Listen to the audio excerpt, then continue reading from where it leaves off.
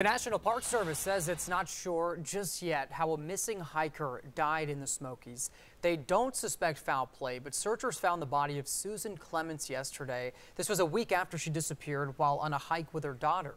Crews discovered her body off trail about 2 miles from Clingman's Dome. This is 3/4 of a mile below the Appalachian Trail in very steep and rugged terrain.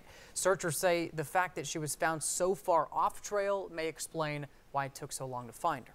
10 News reporter Cole Sullivan spoke with park officials who say hiker deaths like this are not common in the mountains.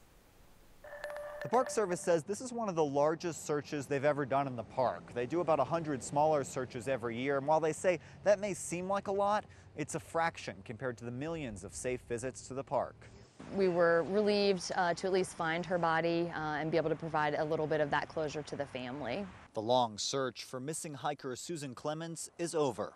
When we do those off-trail searches, it takes a very long time to comb through those areas. It's really difficult terrain, very different than hiking on trail. Crews found her body Tuesday 3/4 of a mile off trail. Searchers like Officer Nathan Wyrick say that may be one of the reasons it took so long to find her. You're not on a trail, you're not where anybody's walked before. The minute that someone gets off trail, you find out very quickly just how rugged and how steep that area is and how much vegetation just chokes anyone's ability to walk through there.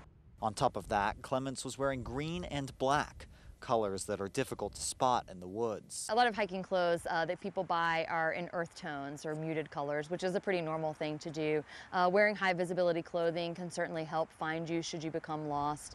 And if you do get lost, stay where it's easier for searchers to find you. Whatever you do, don't leave the trail. Stay on the trail. As always, the Park Service says to make sure someone knows where you're hiking before you leave and bring supplies like food, water, and a whistle in case there's an emergency. Back to you.